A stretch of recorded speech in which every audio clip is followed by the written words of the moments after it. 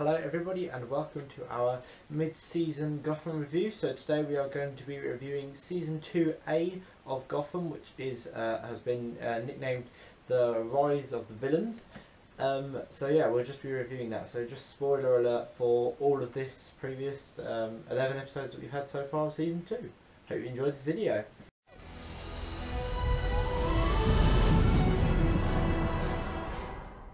So obviously the title itself, we always look at the title of the episode normally, but obviously because it's just kind of a whole season title or a half season title, I'll just look at that on its own quickly. So obviously Rise of the Villains is kind of very self-explanatory. It just kind of is about the rise of Gotham's villains, and the main villain obviously we had really that we introduced this season was Theo Galavan, but we also had the rise of other villains such as Butch. We had Firefly thrown in. Tabitha's been there. Who else we had? Oh, we've had Enigma as well, turning into the Riddler. And we've had a bit of Harvey Dent as well thrown in for good measure. It's all been a bit weird so far. So my 5 words are under for Season 2A. Now my normally I wouldn't do something like this because the grammar would just be out of the window, but I'm just kind of giving out with that because it's East holidays. So I've only got 4 words to start this first season, and that is maximum level of awesomeness. Now I really enjoyed Season 2A, Season 2A, and I'm really looking forward to watching Season 2B. We watched episode 12 last night, so my review for that will be up probably. It probably won't be. It's unlikely to be tonight because I've got to do all of this. I've got to edit this and put that up, so I'll probably have to do episode 12 review tomorrow. So yeah, I've just been really enjoying it so far. So let's crack on then into the video with the top 5 events. So obviously my top event of the season was from episode 11, Worse Than a Crime, and that was Theo Galavan's death. Now I think this event for me shocked me more than kind of was interesting, because it just shocked me that they actually killed a main character off. They killed one of their season regulars off. I mean, they did that with Captain Essen back in episode 2, but I wasn't expecting kind of Galavan to go this quickly after only 11 episodes. I was kind of expecting him to be quite a consistent character throughout the whole of Season 2, and maybe then get rid of him at the end of Season 2, like I did with Fish Mooney back in Season 1. However, to get rid of him so quickly, it just shocked me a bit. But I really enjoyed the death. Was kind of well played. It kind of worked with the storyline, which is good. They wrote it in so it worked. Because I was really worried that if they were going to do that, they might not have made it as kind of work as well as they did. So that was good. Also, the charity gala from episode 3, which was the last laugh. The charity gala was just amazing. If you watched my last laugh video, you'll know how much I enjoyed that episode. I think it's probably one of my favourite. It's probably my second favourite scene from the entire season. I also enjoyed Firefly and Selina's robbery of the kind of brothel slash prostitute selling house thing. I don't know how to describe it. Episode 6 by fire, because it really brought out Selina's character, and Firefly. It kind of progressed the Firefly story pretty quickly through the 2 episode story arc that we gave, that Firefly was given. It kind of moved things along quite quickly, which was good, because it meant that we didn't have 2 parallel storylines running alongside each other for too long. We only had 2 parallel storylines running for a little bit, which is quite good. Barbara's fall in episode 8, which was titled Tonight's the Night. Now that was really well played. I thought the suspense was there. I was quite worried for her because I've come to love her as a character, and I'm still a little bit worried that she's not been in it again. Even though she's still listed as season regular, but I'm a little bit worried that she's not going to be in it for a while, which I really want her back because I quite like her. Erin Richards is a fantastic actress. She plays the kind of psychopathic girlfriend or ex-girlfriend of Jim Gordon really well. And finally then, Bruce tricking Silver in episode 10, The Son of Gotham, was really good. As I said 2 weeks ago, I said it was a fantastic scene, it was really good. And obviously Bruce now has a name for the killer of his parents. Whether or not he goes and pursues that or not is kind of a different matter, but that will be that's one of my top predictions, I think, for Season 2B, that he's going to predict that he's going to kind of try and track down this Malone, M. Malone, and kind of find out whether it was him or not who killed his parents. So let's move on to my top 5 character development moments. Now, I've tried to kind of get a range of good and bad people in this, in the development moments, but it obviously is, the Gotham itself is more of a show about the villains of Gotham and not the heroes. Obviously, if you want to know about the heroes like Batman and Jim Gordon and stuff, you go and watch the Batman movies. So this is more kind of about the villains. So we've got 3 villains and 2 hero moments. So first of all then, Nigma killing Kringle in episode 6 by fire. Now I thought that was a really kind of sad scene, but it really developed Nigma's character because it kind of triggered off that whole Nigma turning into a Riddler sequence that we saw, which was fantastically performed by Corey Michael Smith. And it kind of helped me to understand how the Riddler could go from being a police forensic examiner into what is essentially one of the most dangerous criminals in Gotham. Yeah, so that was really good from Nigma.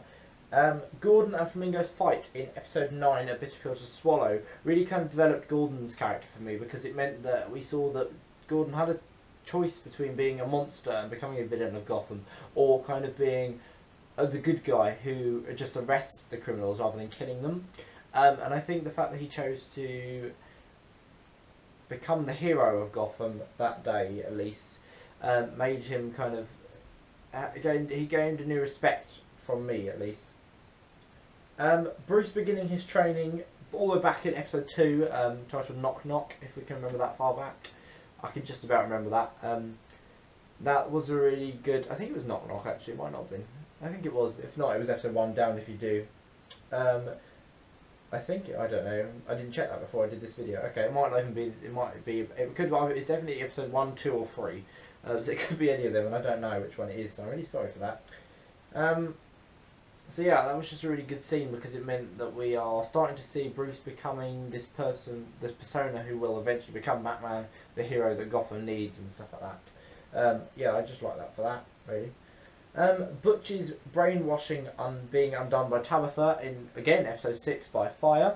I think that really helped us to see how Butch could become straight from being a lackey of Penguin to becoming kind of single-handedly the person who changes Gotham for the second time. He, in the first season, killed Fish, or shot both Fish and Penguin, allowing Penguin to kill Fish, which kind of meant that that Butch changed the history of Gotham then, and he's also changed the history of Gotham this season by becoming kind of Tabitha's, or at the moment he's now taken over as King of Gotham in episode 12. That's a bit of a spoiler alert for episode 12, guys, if you haven't watched that far yet, so I'm really sorry about that. But he's kind of become King of Gotham, which is quite interesting. And it's kind of showing how one character can become this new hero or this new villain out of kind of just being following orders. He's now become kind of the leader and of his own crime industry. And finally then on this section, Penguin's mother's death in episode 7, Mummy's Little Monster, which was really good because I think he brought out Penguin's humane side, but then he kind of dismissed that when Nigma was telling him that he could be free because he has no loved ones left in his life. He has no one he cares for, which means that he can do anything and have no regrets. Like, he doesn't have anything to lose anymore, which I think is what the general consensus of that was. Yeah. So let's do my... I'll do my worst 3 episodes first before I do my top 3 episodes. So my worst 3 episodes are episode 1, Damned If You Do, because they were trying to continue the story straight on, but then they changed it. They were originally going to do it straight on, and they started off, but then they skipped to it a month later, and it just kind of didn't really work as well as I think they'd hoped it would, for me at least. Episode 4, Strike Force, which after the excitement of Knock Knock and The Last Laugh kind of stepped down the action a bit, and I feel like they were just starting after the climatic death of Jerome in episode 3. It then kind of went downhill again, the action, before coming back up again in By Fire, episode 6. And then episode 10 as well, The Son of Gotham, which despite being rated, I think I rated it an 8 out of 10, was probably kind of, it wasn't as good because it was kind of a lead up to the climax of episode 11, which was kind of, which is one of my top 3 episodes. So yeah, and because it was building up, it wasn't quite as exciting as it could have been. Which brings me on to my top 3 episodes then. So we'll start off then with episode 11, Worse Than a Crime.